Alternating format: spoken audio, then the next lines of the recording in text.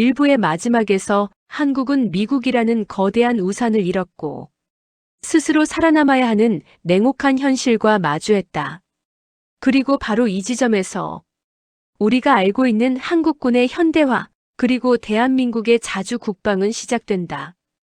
2부에서는 박정희가 선택한 독자 생존 전략, 한국군의 전면적인 군사 재건, 그리고 그 과정에서 드러난 또 다른 반전의 진실을 파헤친다.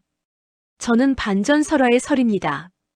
우리는 익숙한 역사와 사건 속에서 숨겨진 이면과 잘 알려지지 않은 진실을 드러냅니다. 세상이 알고 있다고 믿는 이야기 속에 진짜 반전이 숨어 있다는 것을 보여드리는 채널입니다. 이야기가 흥미로우셨다면 구독과 좋아요 그리고 알림 설정을 부탁드립니다. 여러분의 한 번의 클릭이 잊혀진 역사를 다시 세상 밖으로 꺼내는 큰 힘이 됩니다. 그럼 2부를 시작합니다. 제7사단 철수 소식이 발표되던 밤 청와대와 국방부에는 불이 꺼지지 않았다. 박정희와 군 수뇌부는 DMZ 방어가 즉시 무너질 수도 있다는 경고 앞에서 밤샘 회의를 시작한다. 당시 회의록 일부에는 이렇게 적혀 있었다. 미군은 돌아오지 않을 가능성이 높다. 한국군 단독 방어 능력은 심각하게 부족하다.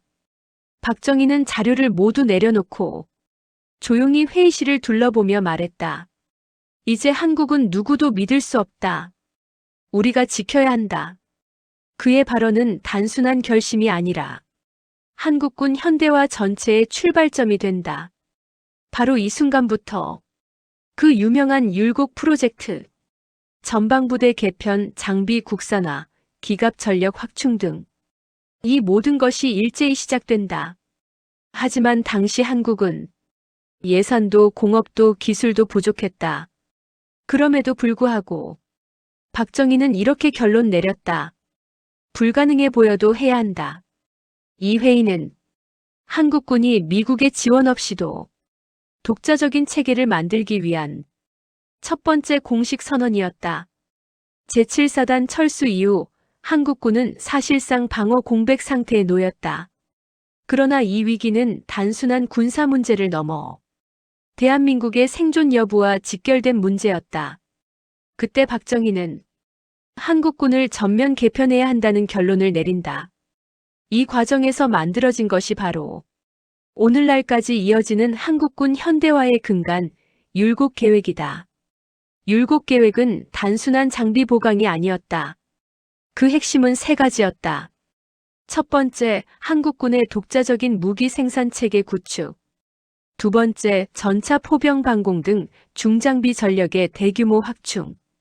세 번째, 장기적으로 미국 없이도 버틸 수 있는 지휘통신훈련 시스템 마련. 처음 이 계획을 본 장관들은 모두 난색을 표했다. 예산도 기술도 공업 기반도 부족했기 때문이다. 그러나 박정희는 단호했다. 우리는 더 이상 미국의 결정에 흔들릴 수 없다. 그의 지시는 곧바로 산업계, 군 정부 전 부처로 퍼져나갔다. 군수 산업을 새로 만들고 해외 기술진을 비밀리에 초청하며 한국군의 체질을 완전히 바꾸는 대공사를 시작한다. 이때 등장한 상징적인 한 문구가 있다. 이제 한국군은 한국의 손으로 만든다. 율곡 사업은 이후 수십 년 동안 한국군 발전의 뼈대가 되었고 대한민국이 지금의 강력한 방위력을 갖추는 가장 결정적 계기가 되었다. 그러나 그 당시에는 이 거대한 계획이 성공할지 그 누구도 확신할 수 없었다.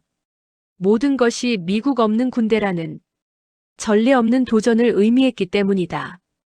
율곡 계획이 발표되자 한국군은 단순히 장비를 교체하는 것을 넘어 군대 전체의 구조를 다시 만드는 거대한 개편에 돌입했다. 우선 전차 전력이 문제였다. 미군이 철수하면서 한국은 단숨에 전차 운용 경험과 정비 능력의 대부분을 잃게 되었다. 기존 장비는 낡았고 부품 공급도 중단될 상황이었다. 그래서 한국은 전례 없는 결정을 내린다. 우리 손으로 전차를 만든다. 이 결심은 당시 기술 수준을 감안하면 무모한 도전에 가까웠지만 누구도 선택지를 달리할 수 없었다. 다음은 포병 현대화였다. 한국군은 북한보다 수적으로 밀렸고 화력 또한 뒤처지고 있었다.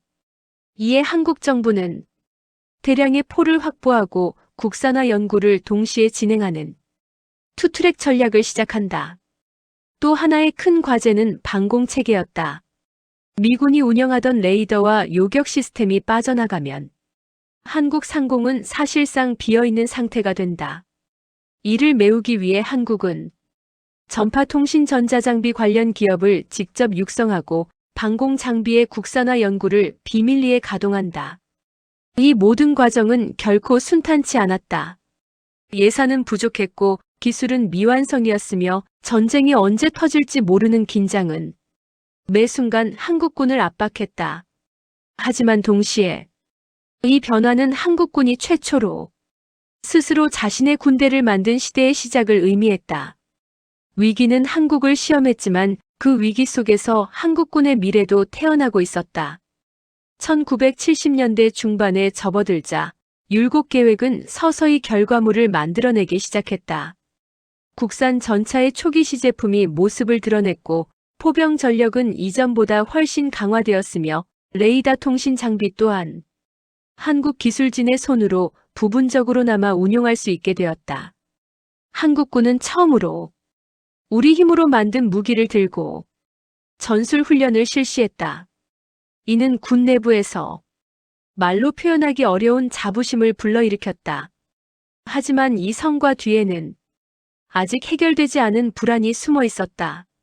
첫째, 국산 무기들은 초기 단계 특성상 신뢰성이 낮았다. 전차 엔진은 계속 고장났고 포신은 열에 약했으며 레이더는 잡음이 심해 북한군 신호와 자연 전파를 구분하기 어려웠다.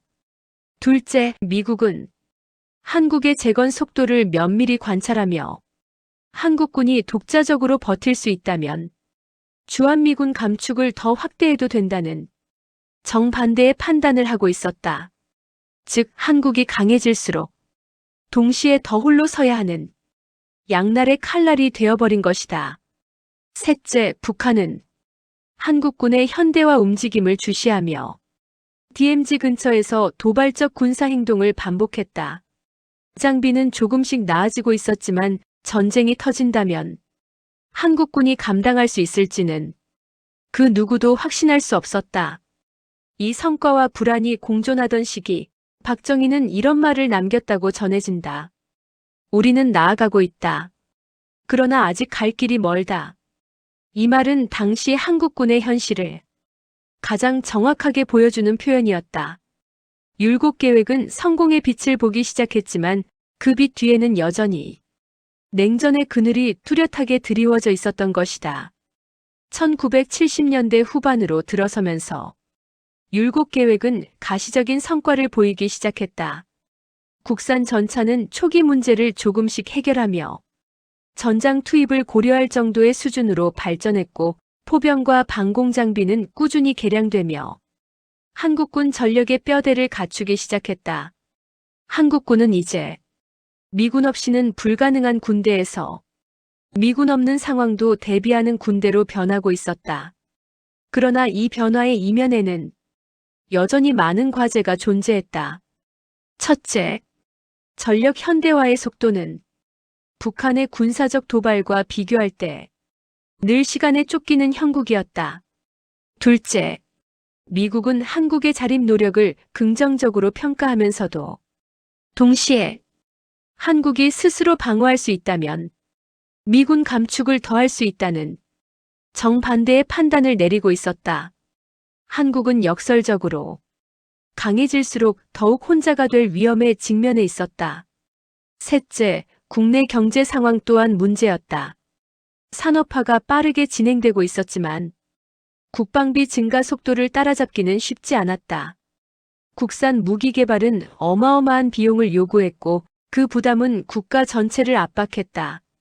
그러나 그럼에도 불구하고 한국은 멈추지 않았다. 박정희는 군 수뇌부에게 이렇게 말했다고 전해진다.